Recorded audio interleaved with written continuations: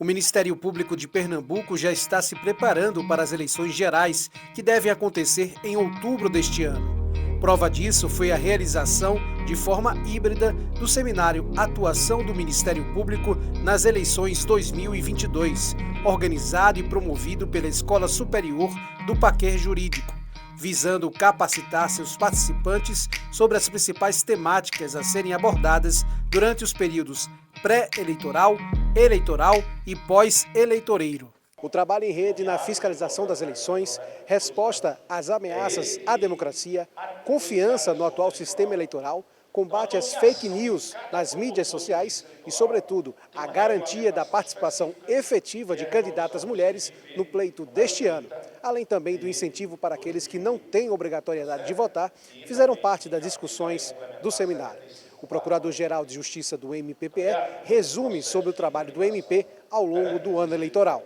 O Ministério Público de Pernambuco inicia hoje a capacitação dos membros dos promotores eleitorais para enfrentarem essa eleição de 2022, que se anuncia como uma eleição difícil, mas que precisará muito da atuação dos promotores para que dê prevalência a essa questão da igualdade de gênero na política, a manutenção desse equilíbrio e também o combate às fake news. São dois temas importantes nesse processo eleitoral que o Ministério Público de Pernambuco se soma a outros parceiros, o Tribunal Regional Eleitoral e a Procuradoria Regional Eleitoral, para que os colegas tenham uma orientação a fim de fazer uma atuação firme e uma atuação dentro dos ditames que hoje a legislação nos exige, prevalecendo sempre a vontade e a soberania do voto do eleitor. O seminário contou com a apresentação de 4 palestras envolvendo as seguintes temáticas: o MP eleitoral e a sua missão institucional, a participação da mulher na política, a prática da propaganda eleitoral e propaganda eleitoral, questões controvertidas.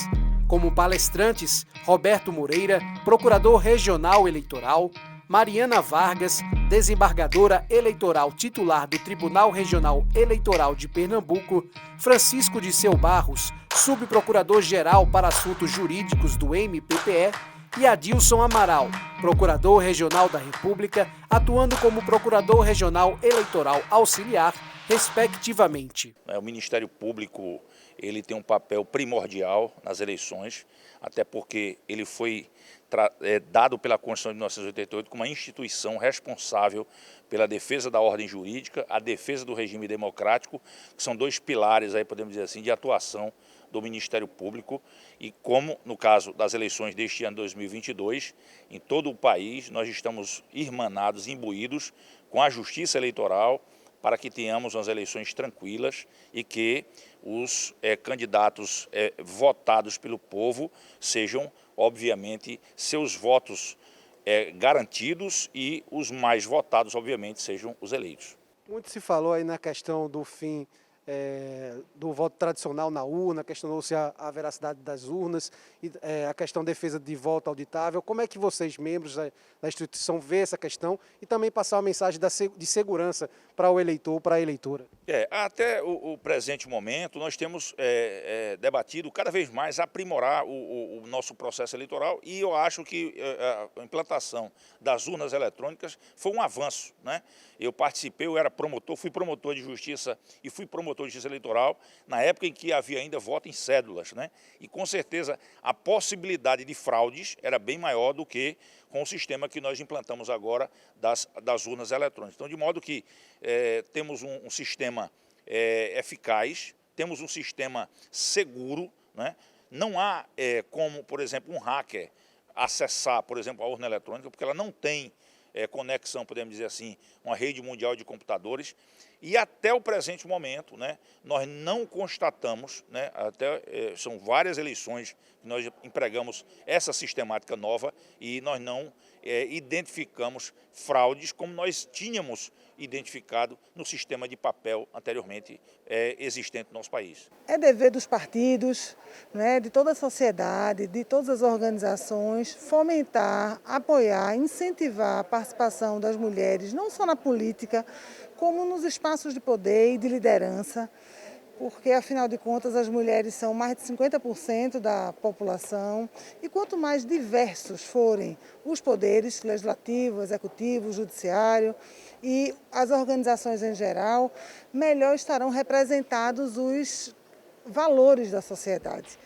Na verdade, menos do que um benefício ou um direito das mulheres, é um direito da sociedade. Ver nas políticas que definem os rumos do nosso país, tanto as perspectivas feminina quanto masculina consideradas. E para isso é importante que as mulheres, tal qual na sociedade, dividam o espaço de poder paritariamente com os homens. Eu sempre digo que na propaganda eleitoral nós temos aí 90% das ilicitudes eleitorais. Se a gente conseguir controlar, né, a propaganda eleitoral lícita em todas as comarcas de Pernambuco, nós vamos fazer um belo trabalho. Então não é um trabalho fácil, é um trabalho que vai exigir que o promotor esteja atuante 24 horas por dia, é um trabalho que exigirá uma atualização constante, daí eu parabenizo demais a escola por esse evento, que tem a finalidade de atualizar os colegas e dizer quais as ferramentas que estão disponíveis. É uma eleição totalmente atípica na história do direito eleitoral, porque é uma eleição que está muito tensa. E nós vamos aqui debater durante aí o dia todo quais são essas ferramentas eleitorais que a gente vai disponibilizar, que o direito eleitoral tem, para a gente tentar o máximo possível efetivar os princípios do processo eleitoral democrático.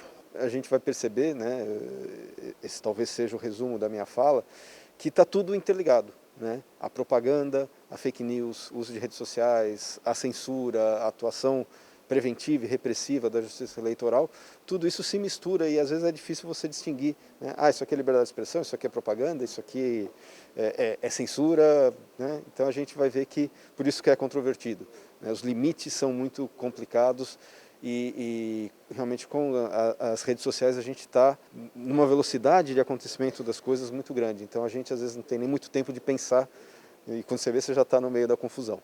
Ao final do evento, o presidente do Tribunal Regional Eleitoral de Pernambuco, André Guimarães, foi agraciado com o selo dos 130 anos do MPPE, entregue pelo Procurador-Geral de Justiça da instituição, Paulo Augusto de Freitas.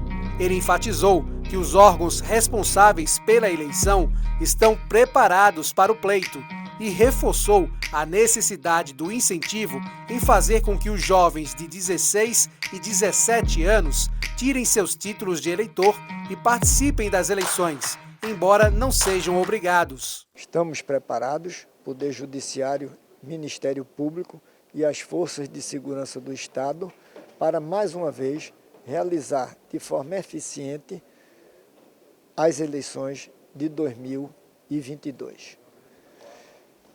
Outro aspecto de suma importância que eu gostaria de realçar é a necessidade de nós incentivarmos os jovens de 16 e 17 anos a tirarem o seu título e exercerem o seu direito de voto,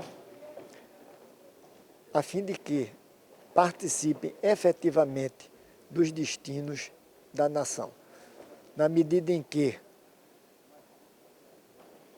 o poder emana do povo, que é exercido através de seus representantes eleitos.